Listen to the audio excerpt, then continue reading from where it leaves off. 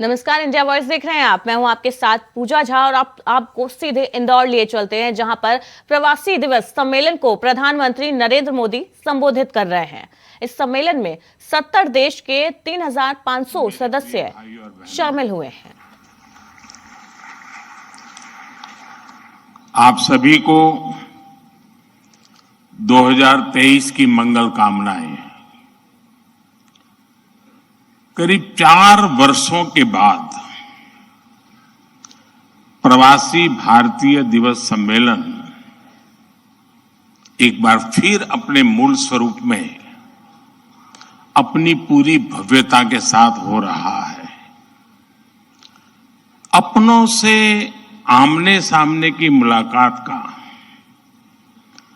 आमने सामने की बात का अपना अलग ही आनंद भी होता है और उसका महत्व भी होता है। मैं आप सभी का 130 करोड़ भारतवासियों की ओर से अभिनंदन करता हूं, स्वागत करता हूं। भाइयों बहनों, यहां उपस्थित प्रत्येक प्रवासी भारतीय अपने अपने क्षेत्रों में असाधारण उपलब्धियों के साथ अपने देश की माटी को नमन करने आया है। और ये प्रवासी भारतीय सम्मेलन मध्य प्रदेश की उस धरती पर हो रहा है जिसे देश का हृदय क्षेत्र कहा जाता है। एमपी में मां नर्मदा का जल, यहां के जंगल, आदिवासी परंपरा, यहां का आध्यात्म, ऐसा कितना कुछ है जो आपकी इस यात्रा को अविस्मरणीय बनाएगा। अभी हाल ही में पास ही उज्जैन में भगवान महाकाल के महालोक का भी भव्य और दिव्य विस्तार हुआ है। मैं आशा करता हूं आप सब वहां जाकर भगवान महाकाल का आशीर्वाद भी लेंगे और उस अद्भुत अनुभव का हिस्सा भी बनेंगे।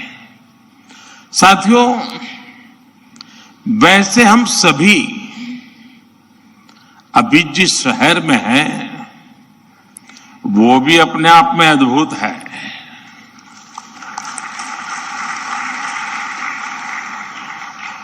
लोग कहते हैं कि इंदौर एक शहर है, लेकिन मैं कहता हूं इंदौर एक दौर है। ये वो दौर है जो समय से आगे चलता है फिर भी विरासत को समेटे रहता है। इंदौर ने स्वच्छता के क्षेत्र में देश में एक अलग पहचान स्थापित की है। खाने पीने के लिए अपन इंदौर, अपन का इंदौर,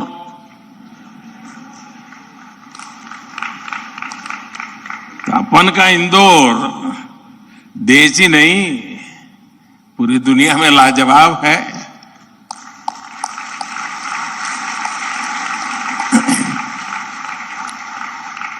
इंदौरी नमकीन का स्वाद, यहाँ के लोगों के, यहाँ पर जो पोहे का पैशन है,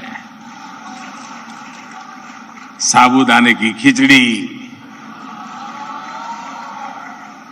कचौरी, समोसे, शिकंजी, जिसने भी इसे देखा उसके मुंह का पानी नहीं रुका।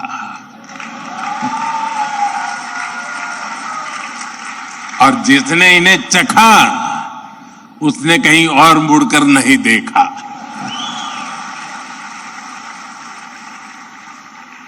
इसी तरह 56 दुकान तो प्रसिद्ध है ही, सराफा भी महत्वपूर्ण है। यही वजह है कि कुछ लोग इंदौर को स्वच्छता के साथ साथ स्वाद की राजधानी भी कहते हैं।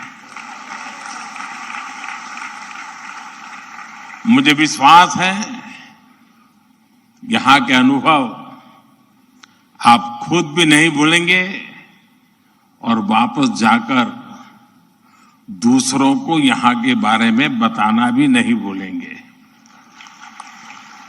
फ्रेंड्स, दिस प्रवासी भारतीय दिवस is special in many ways. We celebrated 75 years of India's independence just a few months ago.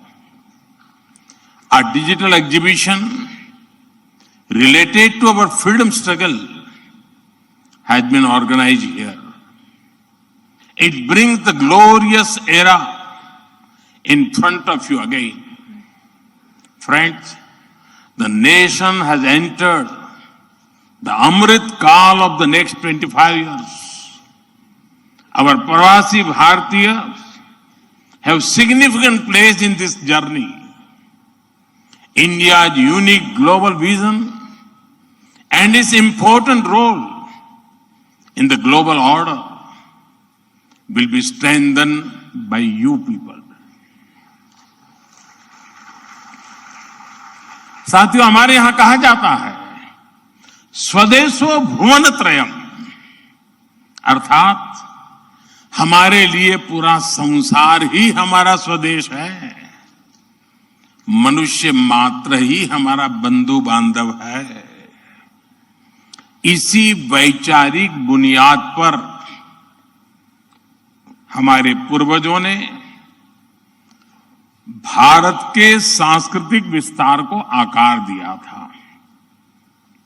हम दुनिया के अलग अलग कोनों में गए। हमने सभ्यताओं के समागम की अनंत संभावनाओं को समझा। हमने सदियों पहले वैश्विक व्यापार की असाधारण परंपरा शुरू की थी।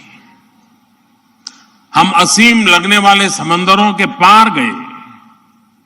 अलग अलग देशों, अलग अलग सभ्यताओं के बीच व्यावसायिक संबंध कैसे साझी समृद्धि के रास्ते खोल सकती है, भारत ने और भारतीयों ने करके दिखाया।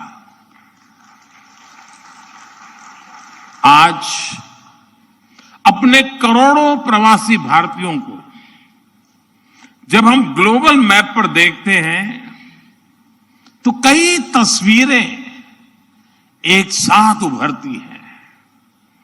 दुनिया के इतने अलग अलग देशों में जब भारत के लोग एक कॉमन फैक्टर की तरह दिखते हैं तो वसुधैव कुटुंबकम की भावना उसके साक्षात दर्शन होते हैं। दुनिया के किसी एक देश में जब भारत के अलग अलग प्रांतों, अलग अलग क्षेत्रों के लोग मिलते हैं तो एक भारत श्रेष्ठ भारत का सुखद एहसास भी होता है।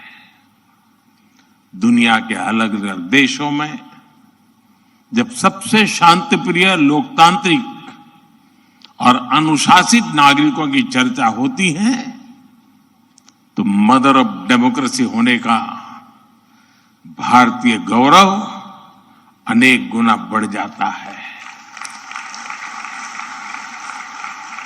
और जब हमारे इन प्रवासी भारतीयों के योगदान का विश्व आकलन करता है तो उसे सशक्त और समर्थ भारत, इसकी आवाज सुनाई देती है।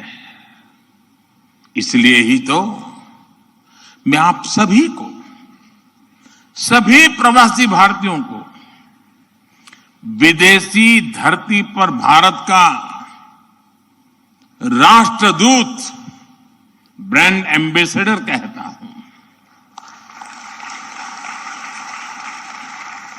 सरकारी व्यवस्था में राजदूत होते हैं, भारत की महान विरासत में आप राष्ट्रदूत होते हैं। Friends, your role as India's brand ambassador is diverse. You are brand ambassadors of Make in India. You are brand ambassadors of yoga and Ayurveda. You are also brand ambassadors of India's cottage industries and handicrafts. At the same time, you are also brand ambassadors of India's millets. You would already know that 2023 has been declared by the United Nations as the International Year of Millets. I appeal to you to take some millets products with you while returning. You also have another important role to play in this rapidly changing time. You are the people who address the world's desire to know more about India. Today, the whole world is waiting and watching India keenly with great interest and curiosity. It is important to understand why I am saying this. साथियों, पिछले कुछ वर्षों में भारत ने विकास की जो गति प्राप्त की है, जो उपलब्धियां हासिल की हैं, वो असाधारण है, अभूतपूर्व है। जब भारत कोविड महामारी के बीच कुछ महीनों में ही स्वदेशी वैक्सीन बना लेता है, जब भारत अपने नागरिकों को 220 करोड़ से ज्यादा वैक्सीन डोज मुफ्त लगाने का रिकॉर्ड बनाता है, जब वैश्विक अस्थिरता के बीच भी भारत विश्व की उभरती अर्थव्यवस्था बनता है, जब भारत विश्व की बड़ी इकोनॉमी से कॉम्पीट करता है, टॉप 5 इकोनॉमी में शामिल होता है, जब भारत दुनिया का तीसरा सबसे बड़ा स्टार्टअप इकोसिस्टम बनता है, जब मोबाइल मैन्युफैक्चरिंग जैसे क्षेत्रों में, इलेक्ट्रॉनिक मैन्युफैक्चरिंग के क्षेत्र में मेक इन इंडिया का डंका बजता है, जब भारत अपने दम पर Tejas fighter plane, aircraft carrier, INS Vikrant और अरिहंत जैसी न्यूक्लियर सबमरीन बनाता है, तो स्वाभाविक है दुनिया और दुनिया के लोगों में क्यूरियोसिटी होती है कि भारत क्या कर रहा है, कैसे कर रहा है। लोग जानना चाहते हैं कि भारत की स्पीड क्या है, स्केल क्या है, भारत का फ्यूचर क्या है। इसी तरह जब कैशलेस इकोनॉमी की बात होती है, फिनटेक की चर्चा होती है, तो दुनिया ये देखकर हैरान में है कि विश्व के 40% real time digital transaction Bharat में होते हैं। जो स्पेस के फ्यूचर की बात होती है, तो भारत की चर्चा स्पेस टेक्नोलॉजी के मोस्ट एडवांस देशों में होती है। भारत एक बार में 100 सैटेलाइट लॉन्च करने का रिकॉर्ड बना रहा है। सॉफ्टवेयर और डिजिटल टेक्नोलॉजी के क्षेत्र में हमारी ताकत दुनिया देख रही है। आप में से बहुत से लोग भी इसका बहुत बड़ा जरिया है। भारत का ये बढ़ता हुआ सामर्थ्य, भारत का ये दमखम, भारत की जड़ों से जुड़े हर व्यक्ति का सीना चौड़ा कर देता है। वैश्विक मंच पर आज भारत की आवाज, भारत का संदेश, भारत की कही बात एक अलग ही मायने रखती है। भारत की ये बढ़ती है ताकत आने वाले दिनों में और ज्यादा बढ़ने वाली है। और इसलिए भारत के प्रति जिज्ञासा, भारत के प्रति क्यूरियोसिटी भी और बढ़ेगी। और इसलिए विदेश में रहने वाले भारतीय मूल के लोगों की, प्रवासी भारतीयों की जिम्मेदारी भी बहुत बढ़ जाती है। आपके पास आज भारत के बारे में जितनी व्यापक जानकारी होगी, उतना ही आप दूसरों को भारत के बढ़ते सामर्थ्य के बारे में बता पाएंगे और तथ्यों के आधार पर बता पाएंगे। मेरा आग्रह है कि आपके पास कल्चरल और स्पिरिचुअल जानकारी के साथ साथ भारत की प्रगति की अपडेटेड इंफॉर्मेशन होनी चाहिए।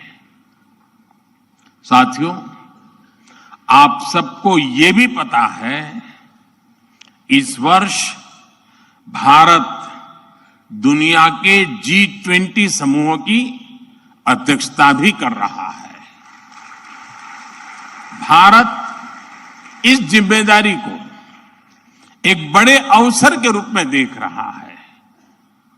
हमारे लिए ये दुनिया को भारत के बारे में बताने का अवसर है। ये दुनिया के लिए भारत के अनुभवों से सीखने का, पुराने अनुभवों से सस्टेनेबल फ्यूचर की दिशा तय करने का अवसर है। हमें G20 केवल एक डिप्लोमेटिक इवेंट नहीं, बल्कि जन भागीदारी का एक ऐतिहासिक आयोजन बनाना है। इस दौरान विश्व के विभिन्न देश भारत के जन जन के मन में अतिथि देवो भव की भावना का दर्शन करेंगे। आप भी अपने देश से आ रहे प्रतिनिधियों से मिलकर उन्हें भारत के बारे में बता सकते हैं। इससे उन्हें भारत पहुंचने से पहले ही अपनत्व और स्वागत का एहसास होगा। साथियों, और मैं तो ये भी कहूंगा कि जब G20 समिट में, क्योंकि कोई 200 मीटिंग होने वाली है, G20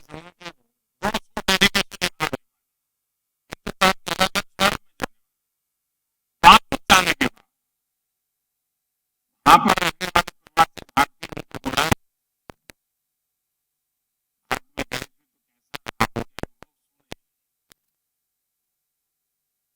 हमारे बंधन को और मजबूत करने के लिए अवसर बन जाएगा। साथियों, आज भारत के पास न केवल दुनिया के नॉलेज सेंटर बनने का, बल्कि स्किल कैपिटल बनने का सामर्थ्य भी है। आज भारत के पास सक्षम युवाओं की एक बड़ी तादाद है। हमारे युवाओं के पास स्किल भी है, वैल्यूज भी है और काम करने के लिए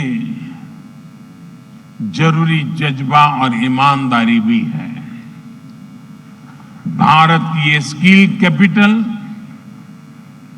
दुनिया के विकास का इंजन बन सकती है।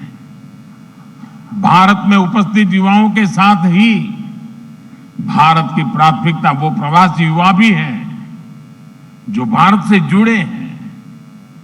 हमारे नेक्स्ट जनरेशन युवा जो विदेश में जन्मे हैं, वहीं पले बढ़े हैं, हम उन्हें भी अपने भारत को जानने समझने के लिए कई अवसर दे रहे हैं। नेक्स्ट जनरेशन प्रवासी युवाओं में भी भारत को लेकर उत्साह बढ़ता चला जा रहा है। वो अपने माता पिता के देश के बारे में जानना चाहते हैं, अपनी जड़ों से जुड़ना चाहते हैं। ये हम सब की जिम्मेदारी है कि हम युवाओं को न केवल देश के बारे में गहराई से बताएं, बल्कि उन्हें भारत दिखाएं भी। पारंपरिक बोध और आधुनिक नजर के साथ ये युवा फ्यूचर वर्ल्ड को भारत के बारे में कहीं ज्यादा प्रभावी ढंग से बता पाएंगे।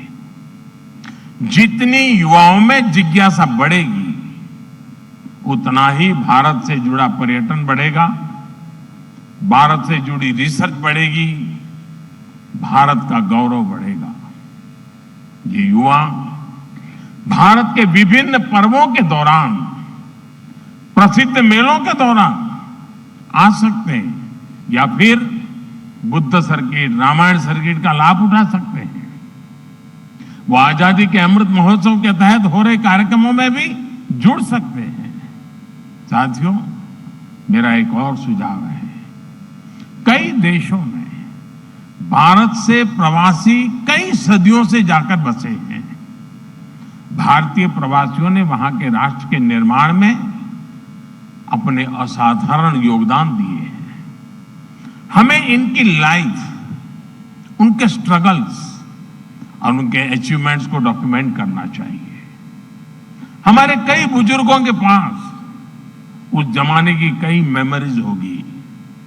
मेरा आग्रह है कि यूनिवर्सिटी के माध्यम से हर देश में हमारे डायस्पोरा के हिस्ट्री पर ऑडियो, वीडियो या लिखित डॉक्यूमेंटेशन के प्रयास किए जाएं। साथियों, कोई भी राष्ट्र उसमें निष्ठा रखने वाले हर व्यक्ति के दिल में जीवित रहता है। यहां भारत से कोई व्यक्ति जब विदेश जाता है और उसे वहां एक भी भारतीय मूल का व्यक्तित्व या व्यक्ति मिल जाता है, तो उसे लगता है कि उसे पूरा भारत मिल गया। यानी आप जहां रहते हैं, भारत को अपने साथ रखते हैं। बीते 8 वर्षों में देश ने अपने डायस्पोरा को ताकत देने के लिए हर संभव प्रयास किया है।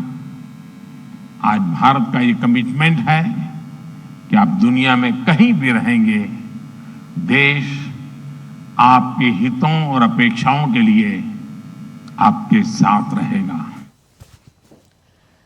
तो इंदौर में प्रवासी दिवस सम्मेलन को संबोधित कर रहे थे प्रधानमंत्री नरेंद्र मोदी।